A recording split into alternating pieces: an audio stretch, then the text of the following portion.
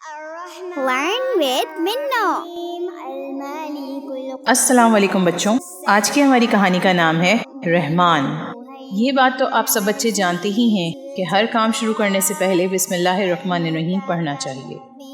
اس کے ساتھ ساتھ آپ قرآن کریم کی سب سے پہلی سورہ فاتحہ میں بھی پڑھتے ہیں الحمدللہ رب العالمین الرحمن الرحیم۔ کیا آپ جانتے ہیں الرحمن اور الرحیم اللہ کے نام ہیں؟ رحمان کے معنی ہیں سب پر مہربان اور رحیم کے معنی ہیں بہت مہربان۔ رحمان لفظ رحم سے بنا ہے۔ رحم کسے کہتے ہیں؟ بچوں، جب ہم پوری طاقت کے ہوتے ہوئے بھی کسی سے بدلہ لینے یا سزا دینے کی بجائے اس کو معاف کر دیں تو یہ رحم کہلاتا ہے۔ رحمان اللہ کا ایک صفاتی نام ہے۔ صفت کہتے ہیں ہیبٹ، یعنی کسی کی کوئی اچھی یا بری عادت یا انداز۔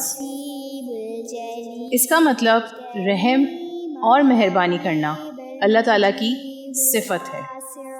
بچوں، اللہ نے جب دنیا بنائی تو اس کے ساتھ ساتھ ہماری ضرورت کی ساری چیزیں بھی ہمارے لیے پیدا کر دیں، اور ایسا اللہ پاک نے اس لیے کیا کہ وہ اپنی مخلوق سے بہت محبت کرتا ہے۔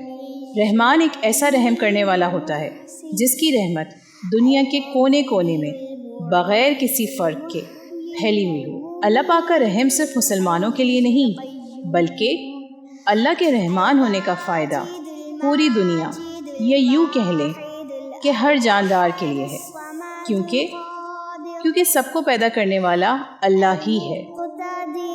پھر وہ کیسے کسی پر زیادہ اور کسی پر کم رحم کر سکتا ہے؟ اسی لیے اللہ پاک ایک چھوٹی سی چڑیا کو بھی رزق دیتا ہے اور بہت بڑے بادشاہ کو بھی۔